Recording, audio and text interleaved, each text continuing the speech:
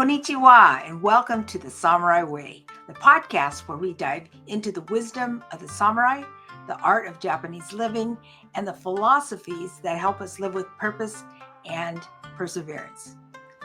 I'm Lori Sagawa, and whether you're here to explore Bushido, the samurai, uncover the meaning of Ikigai, or just looking for a little extra gambaru, never give up spirit in your daily life, you're in the right place. So grab a cup of tea, get comfortable, and let's walk this path together. Are you ready? Let's begin. Konnichiwa, minasan. I'm Lori Sagawa, and I'm the host of the Samurai Way podcast, where we discuss the way of the samurai and also the influence of the Japanese culture. So today I have the privilege of introducing and having my guest, Akiko Yoshii Johnson, and Akiko was actually born and raised in Japan near Tokyo, but she's lived most of her adult life here in the United States and Canada. And she grew up with the Japanese code of culture, ethics, respect, patience, tenacity, and resiliency. And she's going to be sharing the differences found in the two cultures, plus her special interest, which is martial arts. So we have a Japanese person, and we call them Nihonjin, from Japan, talking about martial arts. And she has a second degree black belt in Shotokan. Is that correct? Karate. Yep. And she's a personal trainer, and she's going to share lots of wisdom with you. So please help me welcome Akiko. Thank you, Lori. I am so blessed and privileged to be in your show. Thank you very much for inviting me. So just go a little deeper. So I was born and raised in Japan. In a childhood, I'm very blessed to be raised in a culture and a tradition of Japan. And everybody knows that being Japanese people respectful, polite, and I'm kind of living proof of that even after I moved to Canada and United States. So right now I've been in the United States, moved from Canada to United States 2004. So it's continued to be proud of Japanese and carry on my Japanese heritage and faithfulness to it. So I just want to share with you some stuff. And being a martial artist for almost 40 years, so I learned a lot through my martial arts journey. So I will be happy to share with that for my life journey. And where I am right now is based on that martial arts and the Japanese tradition of mindfulness and wellness. Here I am.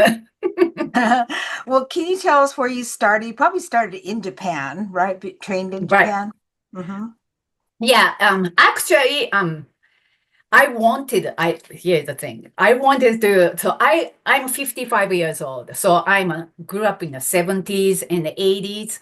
And it's funny, 80s, they're the big movie, Karate Kid, American movie. But oh my God, I want to train karate. So I asked my parents, and my parents are kind of old school. So karate is too rough for girls. So they, no, so no karate. So instead, how about Aikido?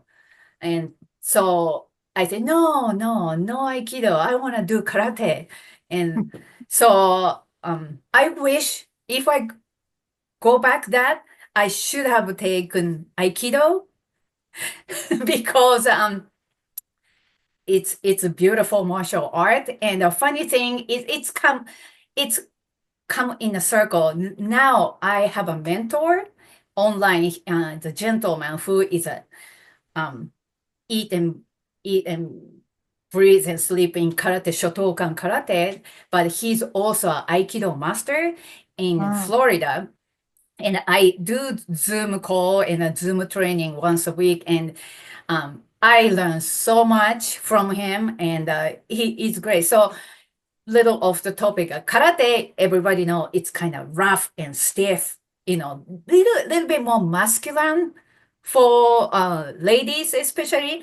And it's kind of showcase a little bit more strength and toughness, which is great. Uh, but as we get older, like especially I'm 55, start focusing on longevity. So instead of train hard, it's more like a train more gracefully, uh, with a flow.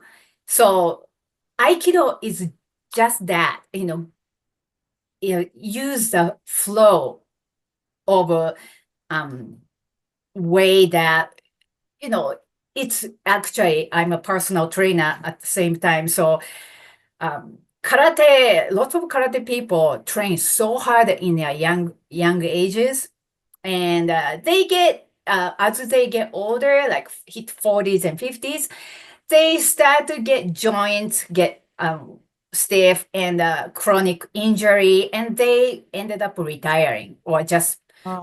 teaching students. And I don't want to do that. I want to keep training until I can't stand on my feet. So that's kind of my focus, is more for longevity. And then it's not about jarring my joints to look tough and move tough. So it's definitely aging changed the focus. But anyway, off the topic. Sorry about that. So yeah. Could you touch a bit on like the being raised in Japan and then you come Mhm. here to the United States, Canada, or Canada, then the United States? What kind of differences do you see? You probably see good and bad in both Oh, cultures, right? oh, absolutely. This is a funny story. So, Japanese is known as a polite and respectful. So right off the bat, I moved to Canada for college, and I noticed that it really lacks in North American culture, and especially if we are using or be in somebody else's property, you as a Japanese, you have to be extremely um, be be well misbehave not misbehave well behaved. Sorry about that. Mhm. Well behaved, because, for example, if I got invited for some party, then I have to be very well behaved because this house is belongs to the host, and I have to ask, may I use your bathroom? May I know where the bathroom is? I gotta be well behaved, Polite. but in North American culture, especially when I was in college, I got culture shock. So those kids who got invited to the party, they behave like being in their own house, just too relaxed. And I guess, in English, they get, oh, please help yourself, but they taking it literally. So I start learning, oh my God. And, you know, even when I saw someone go straight to the fridge and open the fridge and grab a drink, it's like if you are invited for the party and be in someone's house, you ask for permission. Can I grab a bottle of water? Where's the fridge? May I have a bottle of water? And then, oh yeah, the fridge is over there. Then we go, help yourself. No, people just go straight to the fridge, grab and open the fridge. It's just like their own house. Like, wow. So that was really idea time. So in a way, yes, Holt said, you know, help yourself, mikasa to kasa kind of mentality. But in Japan, that's not going to happen. So if you listeners, if you are invited, you are in Japan, invited to someone's party or gatherings in their home, please, well behaved. Ask for permission for anything. You would never, if you were invited to a Japanese home, you'd never open the refrigerator and say, "Can I?" No, no, you would wait No, till no. you were served, right? Oh yeah, even we I'm kind of old school. Even I hold the bathroom. I don't, until it's time is right. And other than that, I don't actually uh stand up and go into bathroom. Middle of the meal is pretty rude in Japan, so you gotta hold it until meal is done. Finished. Yep. Yeah, it's my husband. So anyway, so little things like that, just cultural difference. Well, it's in a good way, it's more casual. But Japan is a little bit more formal. And uh, my husband is a white American, is that yeah, it's a little too stiff. And so, but we agree with one thing and the other thing, which is fine. I just like keep Japanese way, even United States. Not as stiff as being in Japan, but it's nothing wrong with being polite No. and respectful, and thanks for that. That's kind of I attract being a personal trainer. I go in person people's homes. I attract lots of older folks, like from 50s to 60s, all the way to my oldest client is 97 years old. And it's just, I guess those older folks like, being me being polite. and Mm-hmm. I'm sure and they and so appreciate yeah, that. yeah, yes, I respect the older folks, the seniors. They got lots to story to tell, so it's almost like yes, personal training. So they work out with some weights and movement and stretches, but we talk, and they want to talk, so I listen. So it's a little different than, you know, um, boot camp style of a typical personal trainer, Mm-hmm. train hard and, uh, heavy, lift heavy and more reps. It's not like that. I'm the different approach, especially those seniors and older folks. And if they don't feel like training, we just kind of move around and stretch and talk. And I respect that they telling Ilka I don't feel very good, and well, then let's talk and move. So that's kind of way it is. Oh, Yeah. that's beautiful. Yeah. What would you say was something that you really appreciate about the Japanese culture that you still practice now? Yeah. So being a martial artist training in Shotokan Karate almost 40 years, there's a called Dojo Kun. It's a dojo is a, dojo, and the kun is a code of dojo. And there is a five, I believe, dojo kun with mentally practice, and I apply to the outside of dojo in a daily life. So I just want to share with you. So Sure. one is seek perfection of character. Mm. Second is be faithful. Three, endeavor. Four, respect others. Fifth, refrain from violent behavior. And six is karate do is a lifetime study. So first, go back to seek perfection of character.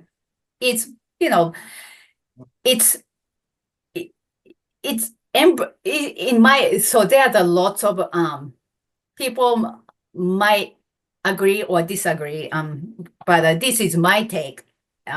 So seek perfection of character is we never be perfect. However, getting closer to perfection is a good thing. Mm-hmm. So even my master, who is an eighth dan of a black belt, he even called himself, "I'm very good. I'm eighth dan. I'm so good." He never say that. This older gentleman master even said, "I still have a learn. I have some learn to be better." Mm. So that's the mentality of a stay, in a way, stay humble. Even you are in a so up high grandmaster level, it's always seek. And we never be perfect other than God. But we getting closer. This is a lifetime journey.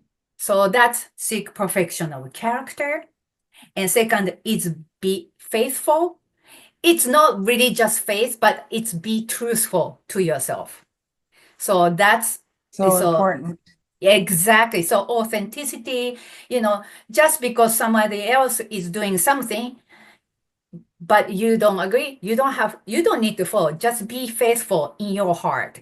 So that's another thing. So as I my earlier training karate journey, I tend to get jealous and upset from other students who start after me and surpass me in the ranking and go Hmm. up high. I used to be very jealous, you know. So why she or he started few years after than me, and now he or she is more than, she already close to black belt, and I'm still a green belt or whatever. I used to be like that. It's just I'm. This is like a. I'm just be truthful to me, to myself. Just it's okay to. It takes time, and maybe that's what it is, and I accept it. Just be truthful and just keep training. So there are lots of students went to a black belt in a matter of 4 years, 5 years. It took me 10 years. Okay. So, Wow. but yeah, and again, there's lots of career change, moving city to city, and I gone through personal crisis, agree, divorce and marriage crisis in the previous one, and I was suicidal and a severe depression, suffer from it. So I got a little setback. So, but I always came back and continue my martial art journey. That's why it took 10 years to get black belt. But so what? I'm still doing it. And most people who earned earlier age, they already quitting or they don't do anymore. So that's kind of how I uh, take it for be faithful. And the third is an endeavor, very classic. We know for being a Japanese tenacity. You know, Mhm. if you want to improve yourself, you gotta put effort to it. That's it. There's no Amazon Prime mentality. I get what I want overnight. No, even just a little effort every day. For karate world, if you are not good at kicking, just do 10 kicks every day. Wakes up in the morning, eventually you're gonna get better. That kind of so there's no such a thing as overnight do expert in it. It's funny. um Lots of people, new students joining training dojo is how long that first thing I typically number one question I get is how long does it take to get black belt? That's all they care about. Well, wearing black belt is cool, but looks great compared to white belt, but that's not the point joining uh, training a dojo. It's funny in this modern world everything about fast and convenience. So it's just, but it takes time, and you got to put effort to it, small or big, doesn't matter. It's your own pace, be truthful. And so that's the endeavor. And the fourth is respect others. Very Very basic. classic basic. Even um you rank up higher, you respect your training partner who is lower rank than you are, and because we here to learn each other. So even sparring, face to face, and do that, you respect your training partner. Even you ended up with training partner with a white belt, you gotta respect, that person is there to learn, and I'm there to learn. So I noticed that especially for among men, the ego thing goes high. So senior belts tend to kind of doing a little bit bullying for junior belts, but it's natural, especially in the sparring kumite. Um, but I keep reminding myself this is not a show off. We are learn each other, so I gotta notch it down for their level so they can learn. They can learn partnering with me kind of way. So level down for them so they can learn, and I can learn to level down controlling. So it's really that type of thinking really helps me even outside of world, outside of dojo. You gotta kind of match with a person you're talking to, or working as a team. You gotta kind of level down, even if you are a little bit more skilled than you gotta level down and be humble. So that's kind of how I take it.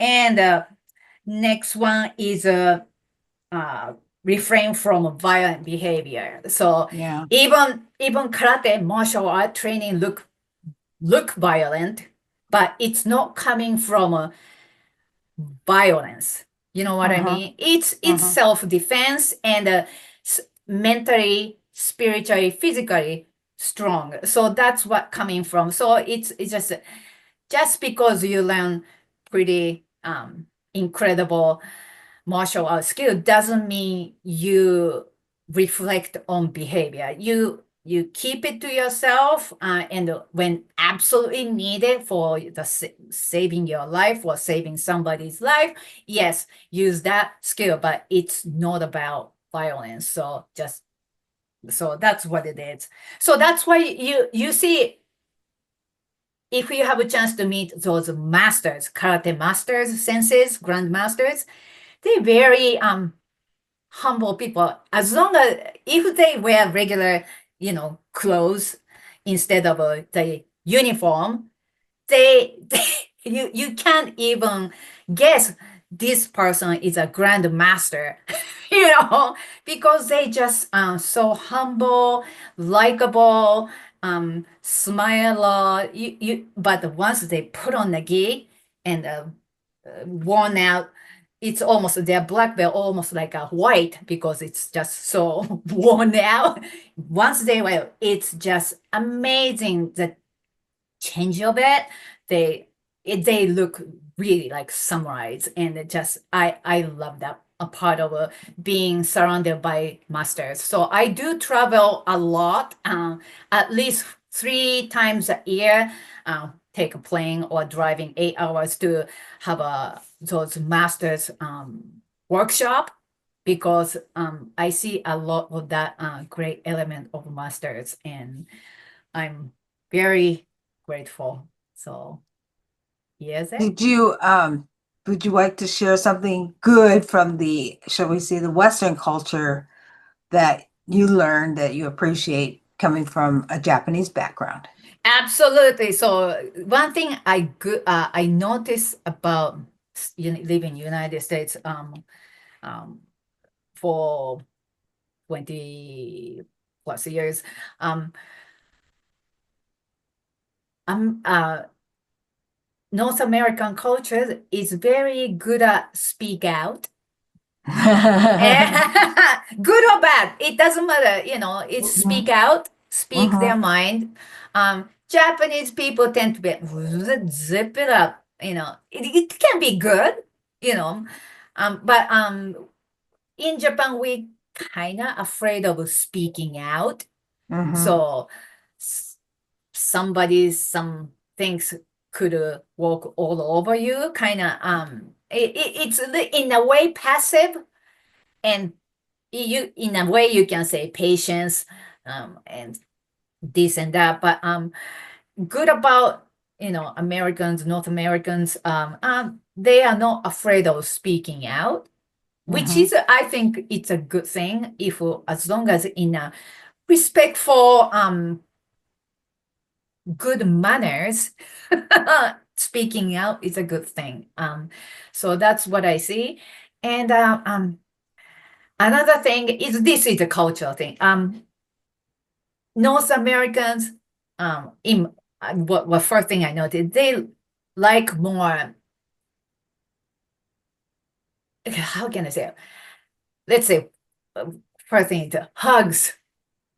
Oh, Hugs. more demonstrative, yes.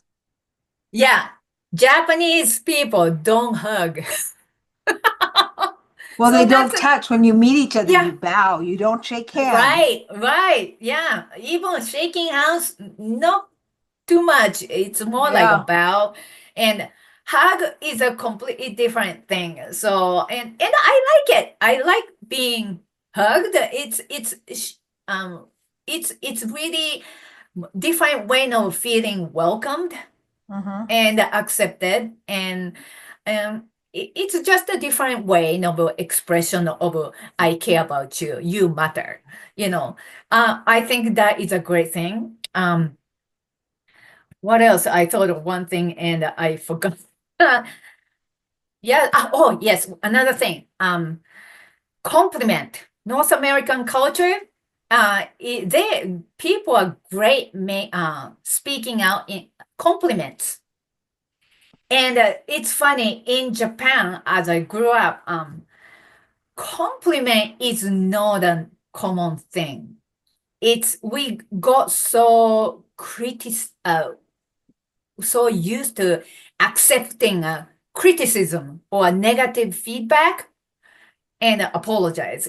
First thing, I apologize. That kind of thing. So it's just a different. Because of that, I'm not very well. It's getting better, but I wasn't very good at accepting compliments. Oh, Isn't it? yes. It's not interesting. You know, Even my husband says, "Oh, you look so beautiful." I should say, "Oh, thank you," and so do you, or something like that. But I often ended up saying, "Oh no, not today." It's kind of that's because that's kind of how I grew up. Hmm. Not getting used to receive compliments, and so I say, no, no, no. Oh, you look beautiful. You look great. No, no. So I found catch myself, and you know what? Instead of saying no, no, really, I should say thank you. You know, so it's come from cultural difference. It's really interesting, and yeah, but, some things are good, some things are not so great, and adapting it is a great thing. Hmm. Interesting. Yeah, isn't it? Yes, it is. Um, it was interesting. I was around my cousins in Canada, and my Mm-hmm. aunt and Uh-huh. my mother's two younger sisters went to Mm-hmm. Japan to be raised by an aunt and uncle. Mm-hmm. And the kids, I mean, my cousins are so much more, shall we say, Japanese than I am. Mm-hmm. They understand it more, they can speak it, they understand the Uh-huh. ways, and Mm. because her mother was Japanese and that's her mother Right, tongue. And right. but she's in her 90s, very sharp, knew, Mm-hmm. could answer questions and make jokes. Right. Someone was talking about she just couldn't do everything. She goes, "Oh, you need another finger?" Yeah. So Just that kind of thing. yeah. Yeah. Yeah. So, there's a word, sumimasen, you know. Sumimasen. Sumimasen in Japanese, it's direct translation. It's I'm sorry, but sumimasen can be excuse me, or even thank you, or even hello.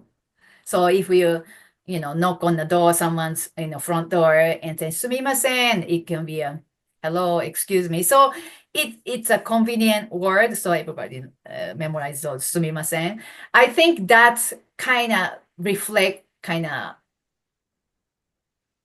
it can be thank you or it can be I'm sorry. You know what I mean? Mm-hmm. Yeah, it's really interesting. Um, so anyway, One good word can word. mean so many things, right? Yeah, right. So, So Akiko, we're about at the end of our time together, but I would just like to have you say a few final words to the audience. And what is your big dream? What's your big goal? And what would you like to leave for your legacy? wow, that's big. I well, being a personal trainer and a martial artist, longevity is a good big thing for me. So and living proof of that is gonna be a goal for me. So it's not just walk to talk kind of way. So I will be keep training, continue training martial arts. Even getting older and older, I may not be sharp and powerful, but hey, my own journey, and I would like to inspire and help others, aging folks. You can still be, you know, fun and active, and which is what I'm doing. And I would like to spread the word of um, Japanese culture, along with that, tenacity and respectful. Everybody got some kind of story behind, so I never judge people instantly. There's some kind of life story to tell. So I'm always trying to be respectful for people, any people, and that's the way I wanna pursue, and hopefully come back with you and talk more about it. Okay, well, you look amazing for your age. If you hadn't told us, we'd say, nah, she's not that old. I think Japanese people age pretty well. I think that's one Yeah, thing that's fortunate. But right. you have aged very I well. I think I think yeah, thank you. Compliment, thank you. Yes, there you Yeah, go. You yeah, don't say there you go. nah. Yeah, nah. Yeah. So I think Japanese people don't take things too seriously. They are very good at brush it off and and move on kind of way. And so don't be too serious over it, too serious for something that you can't control, and life in general. And actually, we laugh a lot. We laugh a lot. If you go to Japan, turn on the cable network, there's a lot of funny variety show. Even cooking Yes. show is kind of some laughable thing going on. So we laugh a lot, and Oh, laughter that's so is good. yeah. So that's something I miss about Japanese TV shows. There's a lot of funny stuff there. Well, that's a good note to end on. And I'm so Yeah. glad that you came Live long and to prosper. I think this is hu Jewish. Oh, really? I didn't Uh-huh. know that. That's I was trying to be They do welcome, that. but But anyway, there's so much cultures are more uh they have a lot of similarities more than they mhm. realize. And if they did, there Oh, wouldn't be so absolutely. many wars. Hmm. Right? Yeah. Hmm. So that's a wrap for today. I'm so glad that all of you listeners joined us. So be sure to like, subscribe, and leave a review on Apple Podcasts, Spotify, any of those. We would really appreciate it. And for you to help us spread the samurai way, because there's a lot of wisdom in what the samurai lived by and in the Japanese way of life. So Oh, that's and it for now. And I'll just say bye, mata ne. bye. And that's a wrap for today's episode, The Samurai Way. I hope you found a little inspiration, a new perspective, or just something to reflect upon as you go about your day. Now remember, the samurai spirit isn't just about history.